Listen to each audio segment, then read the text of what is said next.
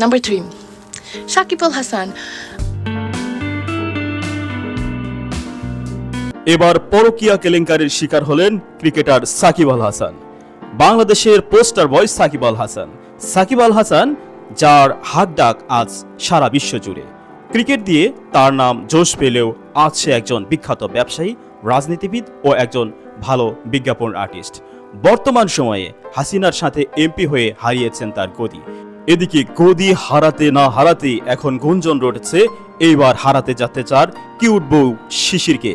কিন্তু কেন? সম্প্রতি তাকে কিছুদিন ধরে ঘনিষ্ঠভাবে দেখা যাচ্ছে আরেক রাজনীতিবিদ ও ব্যবসায়ী বিপিএল কুমিল্লার মালিক নাফিসা কামালের সাথে। সামাজিক যোগাযোগ মাধ্যমে ছড়িয়ে পড়া খবরটি এখন ভাইরাল খবরে পরিণত হয়েছে। অন্যদিকে হোটেলে কর্তব্যরত এক তরুণী ওই হোটেলে কাজ করার সময় সাকিব নাফিজাকে আপত্তিকর অবস্থায় একসাথে দেখতে পান এবং তিনি তার একটি লাইভ ভিডিওতে এসে এ সমস্ত কথা বলেন। Okay, number 3, Shakib Al Hasan, our all-rounder, our one and only in Bangladesh. Serial cheater. আমি প্যান প্যাসিফিক সোনারগাঁও কাজ করতাম, দ্য হোটেল ইন সোনারগাঁও। আমাদের he booked multiple rooms with a woman that wasn't his wife, that wasn't Shishir ছিল না ওই বেটি।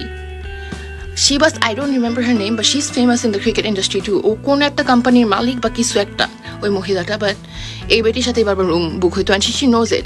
যেই বেটা এরকম করতে পারে, you think this guy will stand up for his own country? No, serial fucking cheater. তিনি বলেন তারা একই নামে অনেকবার রুম বুক করেন। সাকিবের সাথে থাকা মেয়েটি একজন রাজনীতিবিদ ও ব্যবসায়ী বলেও তিনি জানান।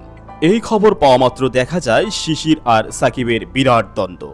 প্রাপ্ত এক ছবিতে দেখা যায় শিশির এবং নাফিসার হাতঘড়ি দেখতে একই রকম, যার ফলে দ্বন্দ্ব আরও গভীর হয়। সোশ্যাল মিডিয়ায় তারা একে অপরকে আনফলো করে দেন বলে জানা যায়। এছাড়া শিশির তার ব্যক্তিগত ফেসবুক অ্যাকাউন্ট থেকে সাকিবের সমস্ত ছবি সরিয়ে ফেলেন। অন্যদিকে গোপন সূত্রে জানা গেছে সাকিবের টুনটুনির দিকে নজর পড়েছে নাফিসার। এ খবর আমার বন্ধু ডলার মুসা কোনোভাবে বিশ্বাস করতে পারছে না। তার মতে সাকিব টাকা ছাড়া কিছুই করে না, সেই সাকিব ফ্রিতে টুনটুনি দান করবে, তা আমার বিশ্বাস হয় না।